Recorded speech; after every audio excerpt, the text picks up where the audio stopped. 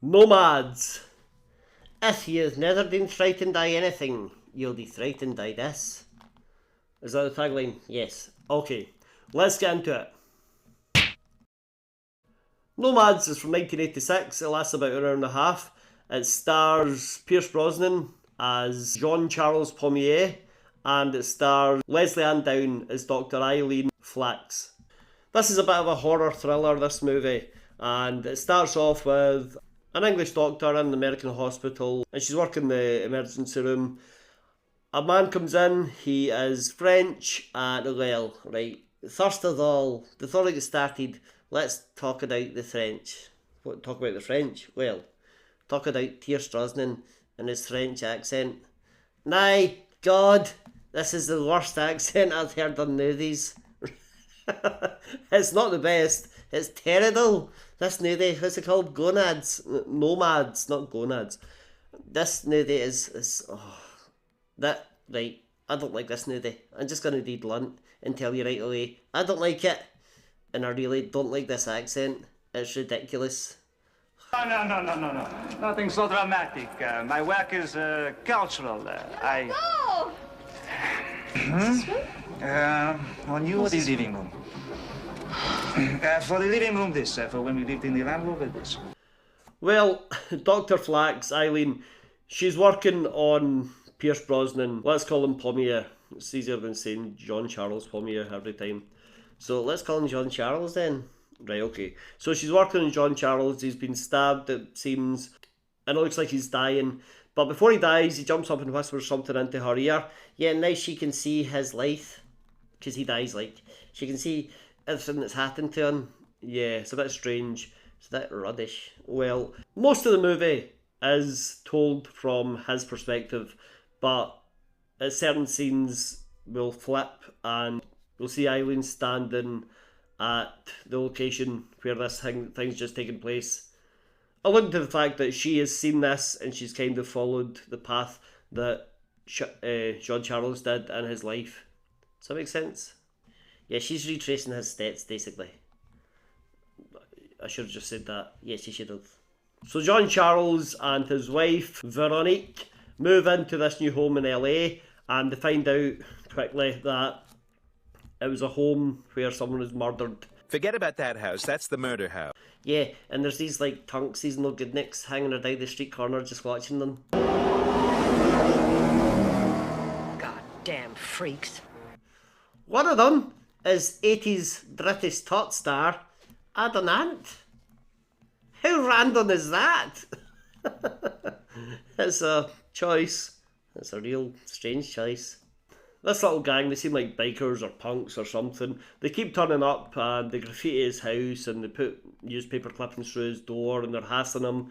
Yeah, so eventually he decides, right, I shall take my camera, because he's like an artist or a photographer or something. And he takes his camera and goes to their hideout. Not sneakily, he just goes in, starts taking photos. Well, he tries to be sneaky, but he's caught instantly. He is. And he just smiles at them and takes their photos and then goes home. Yeah, it's a bit weird. When he returns home, he's unhurt, unscathed. Yeah, he does tell his wife, they are gonads. They're nomads. They are nomads. Yeah, I don't know how he knows that. He says they've followed us everywhere. They are the nomads. I don't know what he's talking about. Well, nomads are just people who move from one place to another. Meanwhile, back in present day, Cassie, who's a work colleague and a friend of Eileen, she is doing some investigating of her own. I don't know why. Well, she hears Eileen speaking French and recounting this tale in French, and she knows she doesn't speak French. So this leads her to do some investigating. She speaks to some expert of something. Yeah, he's an expert on nomads. Makes sense. Yeah, that's right, actually, is an expert on nomads, and he says nomads are often evil spirits. Well, he actually uses the term malevolent spirits. Yeah, malevolent is better. Yeah, actually, he uses the term malevolent Inuit spirits. Yes, he does. Specifically Inuit spirits. I don't know why. I don't know why they're here in California. I don't know why they're targeting this young couple. I don't know why they're now targeting Eileen by the looks of things. I don't know why any of this is happening. This is absolute... Oh, so confusing. And there's a lot of these things in this movie that don't really lead anywhere. What do you mean? Remember when he's developing his photos? Yeah, he's got his own little dark room, he's developing photos. This is Jean-Charles, by the way. Yeah, he hears some giggling. Is that what you're talking about? Yeah, and it comes to nothing. It's true. There's no point to that. There's no point to the bit where he's caught in the gang hideout. There's a whole lot of nothing. But later that night, after developing his photos, he's out on the street running around for some reason. Yeah, I don't know why. But then he's running more because he's chased by a van full of gonads. Nomads. He escapes them by hiding in an old abandoned building. Yeah, and there's this creepy old nun lady there, right? And she's like, "Come in, my son." And she talks to him. And then she says, "Come in, Jean-Charles Tonnier." She knows who he is. She's really creepy, and yet he still follows her inside into the darkness. Yeah. She talks about the Nomads. She warns him, don't try to fight them. They'll always get what they want. And then there's like 100 nuns running about in the darkness, all creepy. And flashing their breasts. Yeah, some of them are. And then, all of a sudden he turns around and she's hanged herself. Yeah.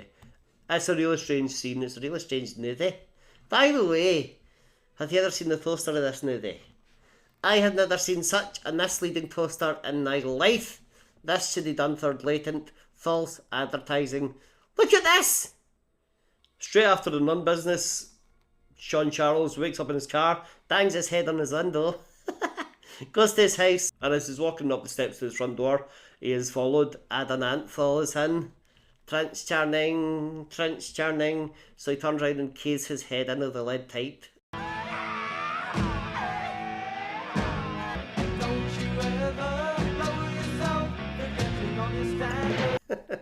Yeah, he murders this young man. And then he goes in and makes love to his wife. Yeah, and then when the wife wakes up the next morning, we see the person next to her is Eileen. Did they have sex? I don't know, that's what I thought at first. It looked like they had sex, but I don't think they did. They did. They didn't. They did. They did not. They did so. They didn't.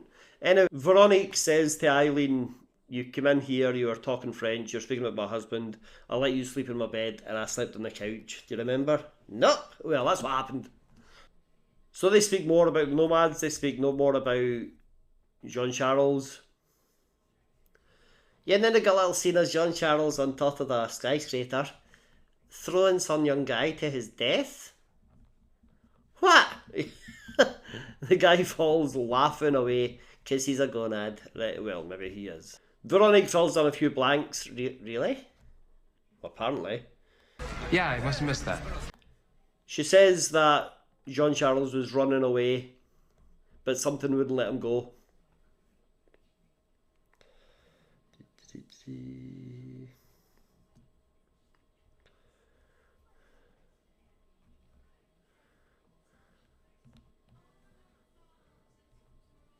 Also, Cassie, or Kathy, whatever she's called, Eileen's friend, yeah, she is just murdered in broad daylight in the middle of the street. Oh yeah, she is. Die the Nomads. Oh yeah, that's right, nothing seems to come of that, but she's murdered. Anyway, back to the house. Veronique and Eileen decide we better leave here in case the Nomads turn up. Which they do instantly. They're surrounding the house, they cut the telephone lines, and they start to break into the house. The ladies flee to the attic. Eileen's just screaming, and it's really annoying. Right, well, they're just in the attic, and then the new leader of the Nomads, this young woman appears, bursts into the attic. Yeah, and then guess what, right? She comes up, and she smiles at them, and then just leaves. What's the point in that? I don't know.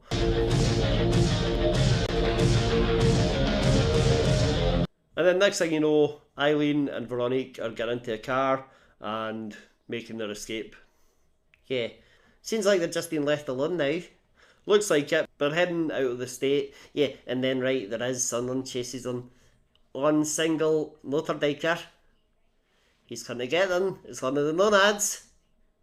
It's Jean-Charles. This is only cool bit of the movie. It's quite a cool reveal, but it's still rubbish. They make it to the state line of California. get out of California and at the state line, he stops, turns around, just gives up.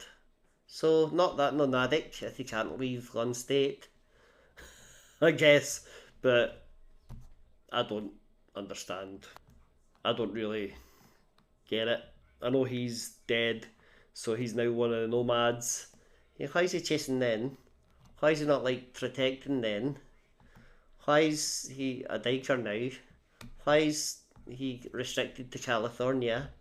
Why is this happening? And why didn't he get a dialogue coach for a French accent? I don't know. Anyway, that's Nomads from 1986. Rubbish? It's not rubbish, it's well made for what it is. Yeah, sure, it looks good. Yeah. But it's rubbish. Okay. Any trivia? Yeah, you won't believe this. Arnold Schwarzenegger watched this movie and liked it so much that he recommended that Joel McTiernan should direct Predator. I mean, don't get me wrong. From what I hear, Predator is a lot better. You still not seen Predator? No? Predator is an amazing movie and it's so well directed, so I'm glad Arnold Schwarzenegger did suggest Joel McTiernan, but I'm surprised it's based on this movie. This is also Pierce Brosnan's first lead role in a movie. I'm surprised it wasn't his last after that. Well, anymore? Yeah, Joel McTiernan's voice is in this movie. He's the expert about Inuit, Netherland, nomad spirits on the phone. Right, okay, cool. Well, let us know what you think of this movie. It's radish. It's not that bad. It's atmospheric at least, and it's... I was going to say it's well acted, but that accent does take a lot away from that statement. So, let us know what you think though of Nomads. Yeah, and hit like, hit subscribe, watch another video. Honestly, that toaster nan.